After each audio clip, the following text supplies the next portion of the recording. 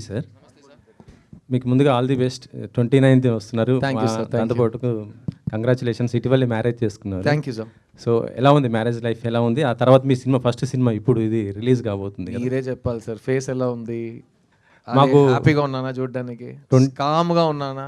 అన్ని బాధలు, కోపం ఏమైనా తెలియదు కదా, ఎందుకంటే అలాగే ఉంది. నేను ఏదో ఫ్లోట్ అవుతున్నది ఉంది. అంటే బాయ్స్ చాలా గ్రేట్ఫుల్ అండి. ఫస్ట్ ఆఫ్ ఆల్ మనకి ఇలాంటి ఒక వరం దొరికినప్పుడు నా లైఫ్లో నా దేవత వచ్చింది. సో మా ఇంటికి మహాలక్ష్మి వచ్చింది. సో నేను చాలా చాలా గ్రేట్ఫుల్గా ఉన్నాను.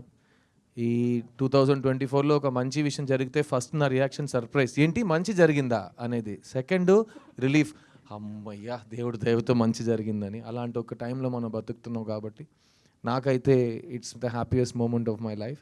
అండ్ అదే సంవత్సరంలో నేను మళ్ళీ ఒక లవ్ స్టోరీతో మీ ముందుకు రావటం. మనం ఎన్ని ప్లాన్స్ చేసినా ఇంకో ప్లాన్ ఒకటి జరుగుతుంది. సో అది నేను ఫస్ట్ నుంచి నేను నమ్ముతున్నాను. So something is being planned for me and I'm very happy. అంటే మీరు లాస్ట్ సినిమా మీరు ప్రొడ్యూస్ చేశారు, చిన్న సినిమా, ఒక బ్లాక్ బస్టర్, ఒక మంచి మెసేజ్ ఇచ్చిన సినిమా.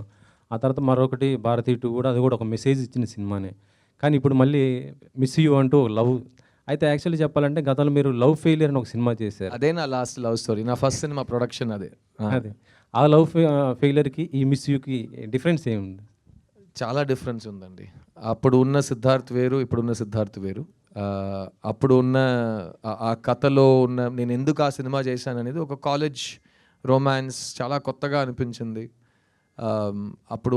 అప్పుడు కూడా లవ్ స్టోరీస్ చేస్తున్నప్పుడు అలాంటి ఒక లవ్ స్టోరీ చేయట్లేదు, ఒక కొత్త లవ్ స్టోరీ ట్రై చేద్దామని ఆ టైము. తర్వాత లవ్ స్టోరీస్ అస్సలు చేయనని ఒక 10 సంవత్సరాలు వెయిట్ చేసి ఇప్పుడు ఆల్మోస్ట్ 12 years తర్వాత మీ ముందుకు ఒక లవ్ స్టోరీ. ఇది టైటిల్లోనే మీకు ఇందులో ఇది లవ్ స్టోరీ, ఇది ఎవరు ఏం చెప్పినా ఇది లవ్ స్టోరీ. మిస్ యూ అని టైటిల్ పెట్టి మనం ఇంకేం జానర్ తీసుకోలేము. సో ఇది చాలా important love story. Love story, ఆ లవ్ ఫెయిలియర్ అనే సినిమా ఎందుకు ఇంపార్టెంట్ అంటే నేను ఫస్ట్ సినిమా ప్రొడ్యూసర్గా మారా. సో మంచి డబ్బులు వచ్చినాయి, తర్వాత ఇంకా 4 సినిమాలు తీసా. Producer life is going well. కానీ ఇది నేను నెక్స్ట్ 5 filmsలో ఇంకొక లవ్ స్టోరీ సెలెక్ట్ చేస్తానా లేదా అనేది నేను 29th November కోసం వెయిట్ చేస్తున్నాను. ఎందుకంటే నాకు సినిమా నచ్చింది. కానీ లవ్ స్టోరీ ఆడియన్స్ అందరికీ ఒకేలా నచ్చితే మళ్ళీ అది ఒక ట్రెండ్గా వస్తుంది. అండ్ మీకే తెలుసు నేను ట్రెండ్ ఫాలో అయ్యే మనిషి కాదని.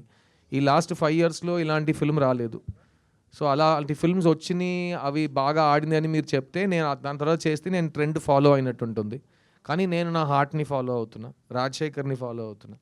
అండ్ ఈ సినిమాలో పనిచేసిన ప్రతి టెక్నీషియన్, ఆర్టిస్ట్ని ఫాలో అవుతున్నా. ఎందుకంటే వాళ్ళందరూ ఈ సినిమాలో పనిచేస్తున్నప్పుడు కానీ, ఈ సినిమా మేము డబుల్ పాజిటివ్ కానీ ఫైనల్ కాపీ చూస్తున్నప్పుడు అందరు బిలీఫ్ ఈ సినిమాలో కనిపిస్తుంది. అండ్ అందరికీ మళ్ళీ లవ్ స్టోరీస్ థియేటర్లో చూడాలండి అనే ఒక మాట నేను విన్నాను.